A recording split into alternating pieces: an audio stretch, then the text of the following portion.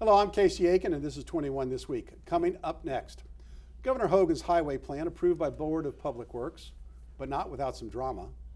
Should the state of Maryland boycott investments in the state of Alabama? Why is Mark Elbridge inserting himself in the selection of the planning board chairman? And would Americans support a modern D-Day, or are we too divided as a country? Stay tuned, our panel of insiders will give the story behind the story. We're joined by the past president of Progressive Maryland, Elbridge James, transportation and railway consultant, Phil Bell, former Maryland Assistant Secretary for Business, William Askinazi, and political strategist, Susan Heltemes. Stay tuned for these stories and more on the next 21 This Week.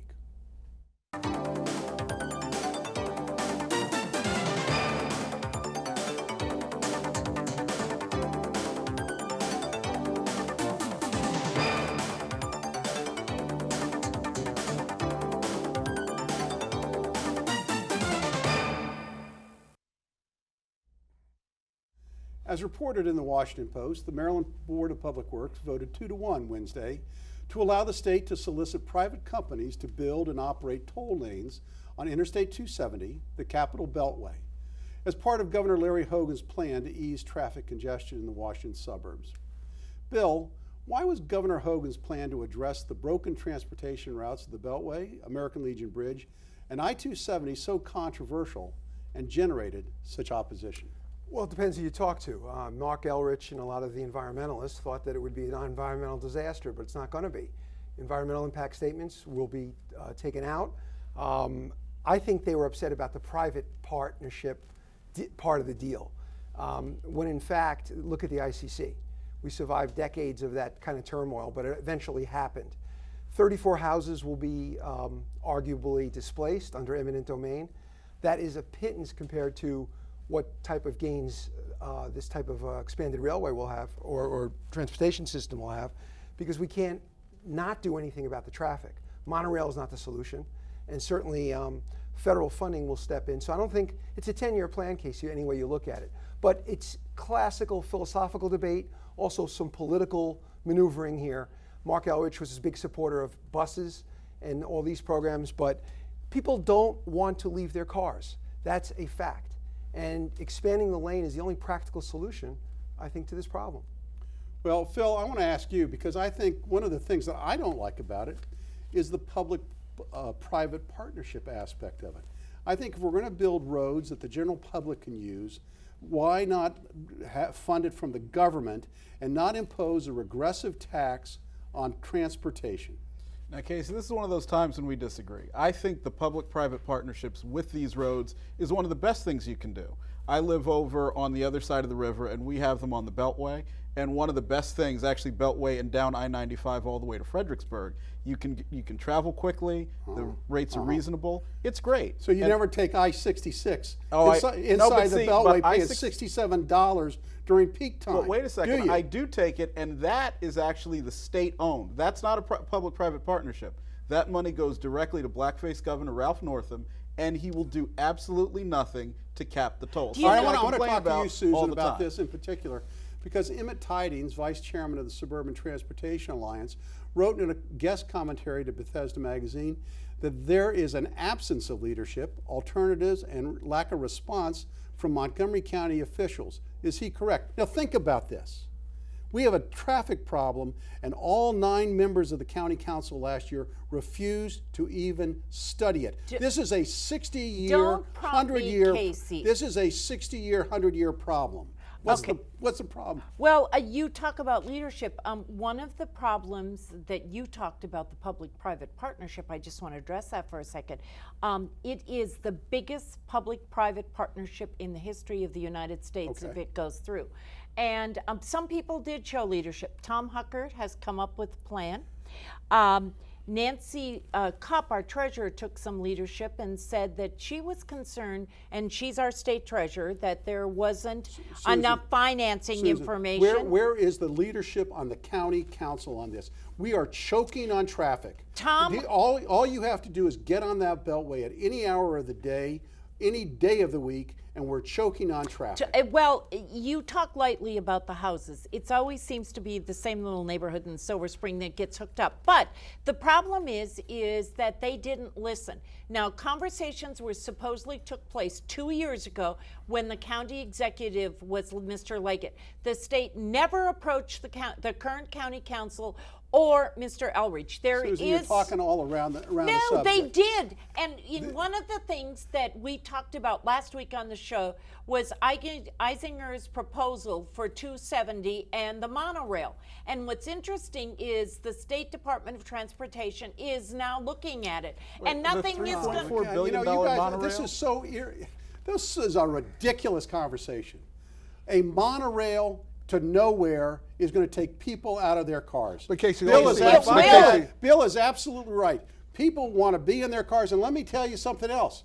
If we go to driverless cars, they're going to want to be in them even more than they are today. Casey, Because what you're people talking want about? their You're talking privacy about that and they private want to partnership. drive. When in fact we talked about one of the things that was suggested was, okay, if you're gonna have lanes, make it where they're peak time reverse traffic.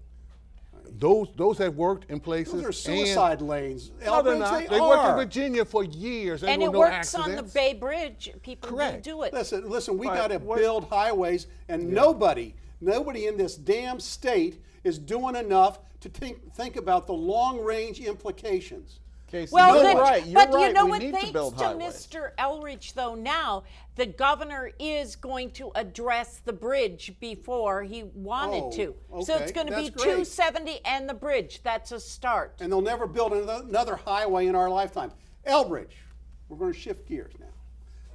Maryland Comptroller Peter Franchot is also in the headlines for his effort to boycott Alabama-based businesses because of their stance on the state's stance on abortion, including awarding a $75 million state contract, part of which will be serviced by a company headquartered in Montgomery, Alabama. The company in question, Siraj Family Homes, operates child placement services in Montgomery and Prince George's counties. 20 kids are going to be affected if this contract isn't let. Is this good policy? What do you think? To me, it's excellent policy. About time he turned around and be a real Democrat for a change. In fact, we need someone who turns around and looks at the conglomerate of the whole concept of these contracts going out of state. They're even out of region.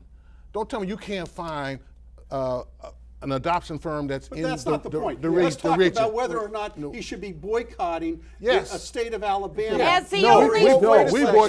boycotted South Absolutely Carolina. not. Anytime we Okay, talk until about- they took the Confederate flag down. As the only Hold on, female any- on this panel, Yeah. I would like to say something. I think we need to look at measures like this.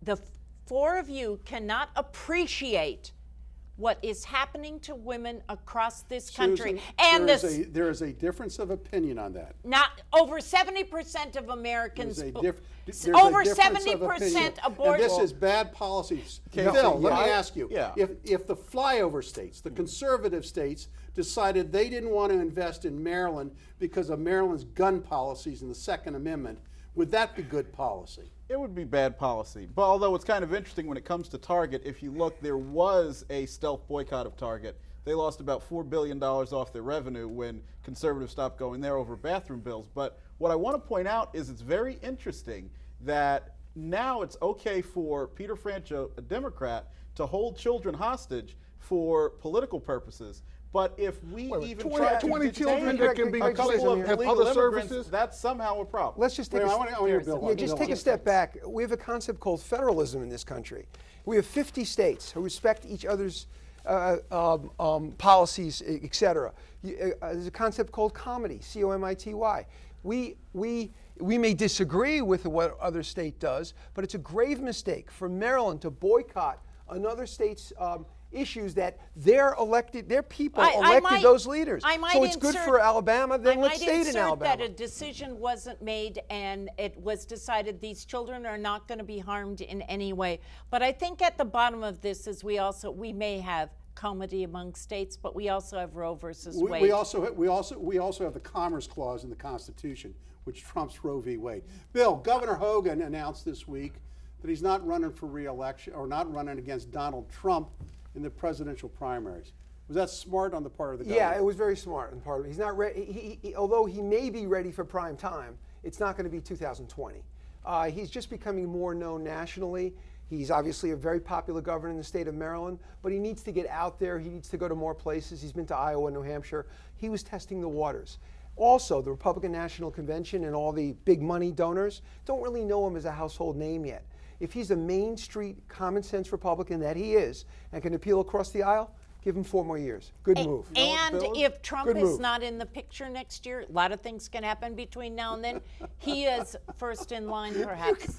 I love it. You keep pushing that idea. What is he going to resign? He could have a heart attack tomorrow. God knows and he is. then Vice President Pence would be running. And we don't have to worry about him being the All right, nominee. Susan, let me ask you another question. Why was former Maryland Congressman John Delaney, who is a moderate by your standards, booed for denouncing Medicare for All at the California convention? He is a moderate by almost anybody's standards, but he was booed because he had the courage to say that financially we cannot go to a Medicare for all. And I give him credit and commend him, because what he said is we need to work on Obamacare, the Affordable Care Act, and he believes in health insurance for all, but it comes down to a matter of money. And he said, let's look at other What was the options. reaction of the party? The party attacked him. And Nobody attacked him. And they attacked John Hickenlooper for challenging socialism versus capitalism. Wasn't he what's, told to what's, just what's sashay going on away? in the party? Is the party being dominated by the radical left? I think- Elbridge, No. 30 seconds. The party's not dominated by the radical left, but in fact, to me, it was bad timing on his part.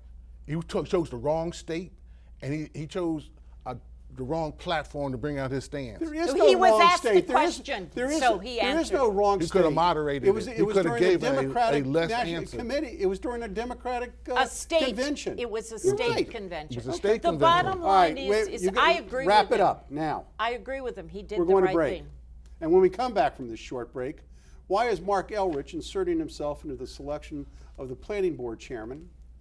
And on the 75th anniversary of D-Day, would Americans today have the will to fight for the liberty of others, or have we become a hopelessly divided nation like we have on this panel? Stay tuned. Well, Welcome back. Just before we went on air, everybody was lobbing verbal hand grenades at me. I'm not sure I'm going to survive the rest of this afternoon.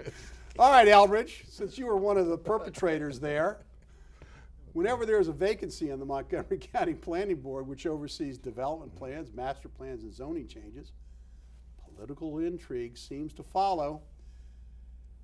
At the issue is the desire of the current planning board chair, Casey Anderson, to seek a third term. The last time I checked, the county council appoints the chairman. So why is the county executive weighing in on this issue? County exec has the right and really the responsibility to give his opinion. He leads the county. The county council will choose the new leadership, but they need to hear from the county executive. That's not uncommon in other states and in other jurisdictions. He has the right to say his opinion. Okay, why is that? I mean, I don't see that. The Because county he's council, for smart the county growth. council, He's for smart growth, and he said more than just, why this person should not be continue in the leadership. He didn't say anything pro anybody. He just said, he's not my favorite. Correct. That's all he said. It's damnation by faint Well, praise. I think Casey Anderson has done a good job. And you look at his opposition, I don't think she has the credentials to do it. So it's going to be very interesting to see what comes of it all. It's not just the person, but it's also the policy. And he's voicing what he wants as a policy. The county executive is. Yeah. Now, Yeah. in fact, you could have the continuing leadership, because it's not going to be a Republican. But so in fact, you need to understand what the direction he wants to So pursue. it's going to either be Brandy Brooks or Casey Anderson, and when you put them side by side, I don't think there's any comparison. Let's talk about the elephant in the room, which is the housing moratorium. And Phil, one of those issues driving the selection of the next chairperson is a proposed change to the to the county's moratorium policy. Now, interestingly enough, one of the candidates seeking appointment to the board is Bethesda attorney Charles Kaufman, who was quoted at a forum this week where he said he opposes residential building freezes as dumb policy. Now, that was refreshing to hear, but what do you think? Well, he's absolutely right. I wouldn't even say dumb policy. I would say asinine policy. Think about it. We're in this region where, on one hand, so many politicians say, well, we want to attract young people. We want to attract millennials, this, that, and the other. But, oh, by the way, when you get here, be prepared to live in your car because you're not going to be able to live comfortably in Montgomery County because there's a moratorium for reasons that make no sense at all. But Phil, as one of the people who lives in the area where the moratorium is in place for a year, you have to look at the schools, and the schools are bursting at this. But I'm just talking about it came about because of school crowding. But we have schools. Where do you send those children? And the Susan, other thing is, more important that people have a roof over their head, a comfortable place to live, and the ability to grow. They can homeschool, for example, which would be a great way to solve a lot of that problem. Susan, but most the importantly, problem is people live it. we're not building enough housing units across the county to satisfy demand. if you look in Bethesda and Silver Spring, there are buildings going up everywhere. There's a reason why they're being concentrated there. It's because there's density there. And there is also public transportation, which you are whining about all the time. No, They don't have to drive in their car. The planning board needs to increase density and density all throughout this county. We We're have not living something in- called we're the not- Ag Reserve. Oh, we do. And we are not living in a farm-based community No, anymore. we're not, but Why it are has to people do with the Why are people in environment. Potomac and Poolsville living on 5 acres of land? They don't need 5 acres But of the land. We need to build houses, I Susan. agree, but the we need to problem- increase the building of houses and development in this county. But what we talk about housing, it usually is lower price housing. And All the right, problem we is gotta in keep Potomac, you don't have buses out there. We don't have enough roads out there either, Susan. Whatever your age, we're going to wrap this up in a second. Whatever your age, I hope that those listening to this program appreciate the importance of the 75th anniversary of D-Day. As President Trump articulated in his commemoration speech, we are gathered here on freedom's altar, on these shores, on these bluffs. On this day, 75 years ago, 10,000 men shed their blood and thousands sacrificed their lives for their brothers, for their countries, and for the survival of liberty. Susan, there are those who think our country is too divided to take that call for the fight of freedom. Are they correct? No. I think that all we have to do is to look back at what happened after 9/11. There was an influx of young men and women now across the country who heard the clarion call and they joined the military. And we are now seeing the results of that with people coming to Capitol Hill, and they have been, have great military histories, and they come with missing legs and all sorts of things. They have a patch on their eye. And if there is a call like World War II, they will come. We may be divided, but when it comes to the freedoms of this country and a comparable situation as World War II, we'll be there. Bill. Absolutely. There's no question that the finest fabric of our nation are our young people and the willingness to serve. And there's no question in my mind that political divisions fall aside. We have a greater nationalism, and it's still there. And I think that's endemic from our schools all the way up to our family institutions. Casey, coming from the Vietnam era and looking at today's society and today's youth and our citizens, I see greater patriotism and respect for the military. Yeah.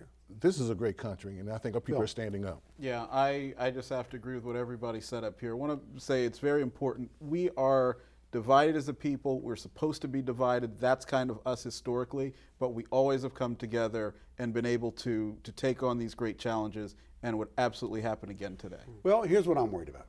I'm worried the fact that our generation, we all knew either our parents or someone in our direct lineage that served in the military as a result of World War II. And ever since we went to the volunteer army, I think we've been stratified. I think that core base of people who know and respect the military are fallen away, and that I don't think as many people are actively involved in supporting the military. The volunteer army and forces attract people from a certain core segments and not from others, and I mean the rich. The rich are not affected. They're not, their sons and daughters think differently. And I worry for our country that we won't have that great political will because there's a strata of our society that thinks they're above it all and aren't going to be involved. And I think that I have military people in my family, and my family is not in that 1%. I think that truly, if the time comes, and I know this is heretic to say it, but I think that we need to think as a draft perhaps the next time around if it's something that serious. And you know, the 1% kids need to go. Unfortunately, they'll probably buy their way out as they have in the past. Thank you, Susan, especially for that last bit of information. Stay tuned for Party Shots. And welcome back with Party Shots. Leading off, Elbridge. From what I've heard, and I do believe, I'd like to take opportunity to thank Montgomery County Public Schools for their outreach for children with disabilities. I have a grandson with autism, and from what I've heard and seen with children with other disabilities, Montgomery County Public Schools does an excellent job of outreach and bringing those kids in and getting them both the stability and the education they need to be successful in society. Thank you, Elbridge. Phil, your parting shot. Thank you, Casey. This week, Alveda King, the niece of Reverend Dr. Martin Luther King, will be coming to Maryland as part of a partnership with the Douglas Leadership Institute, the Maryland Republican Party, and Nick Lee Ambrose, who is one of the frequent guests on this program. This is going to be a great opportunity for Marylanders to get to talk to one of the foremost leaders, not only in the conservative movement, but for what are a lot of great values that we seem to lack, which is looking at people without color and also pro-life. So if you have an opportunity, please visit dlinstitute.org. That's dlinstitute.org, and come on out and see Dr. King. Thank you, Phil. Bill Askinazi. Baltimore was one of America's great cities, not even decades ago, and it fell into disrepair. It was an old line state, an old manufacturing city. We have an opportunity to really rebuild Baltimore, but we've got to do it on a massive economic development scale. It starts with jobs, reduction of crime, and also particularly housing. Look at Detroit, look at Savannah, look at Charleston. There are models there for this, but we need brave and courageous leadership. Governor Hogan, I think, can do this with a strategic partnership with the federal government and the private sector. I think we can get it done. Thank you, Bill. Susan. And the city of Baltimore working with them. First of all, I want to say happy Pride Day month for the month of June to everyone in Montgomery County. And today I was horrified. The President of our United States constantly attacks the press about being fake media, and they've become targets. And thank God we have freedom of the press in this country, and because of freedom of the press, we have a vibrant country. Today, though, I was horrified. It seems to be washing off into other countries. And today in Australia, this is Friday, the head of the Australian Public Radio and two of their reporters were arrested and their materials were taken because they had done stories about Australian soldiers in Iraq who killed people not in defense and raped women. And because of that, they were arrested today. God protect us all. The fake media is not fake, and we have press freedom forever. Thank you, Susan. Well, I also want to touch on freedom of the press. Yesterday, there was a hearing in Montgomery County Circuit Court. It was a juvenile hearing, and it was closed to the press. It was the sentencing of one of the 5 rapists in the Darnestown rape case. I think it's terrible that our free press can't find out what's going on, and as always, the hiding behind privacy rules by the superintendent, Jack Smith, and of course we know what happened to Casey Krause. She failed upward to the tune of $168,000 a year. So I hope and pray that someday we will know the full story, and I hope someday there will be accountability. So for 21 this week, I want to thank the panelists for being here, especially Elbridge, who has a cracked tooth and is valiantly, through the pain, taking me on tonight. And I want to thank the viewers for tuning in each and every week to Montgomery County's hardest hitting political talk show. For 21 this week, I'm Casey Aiken.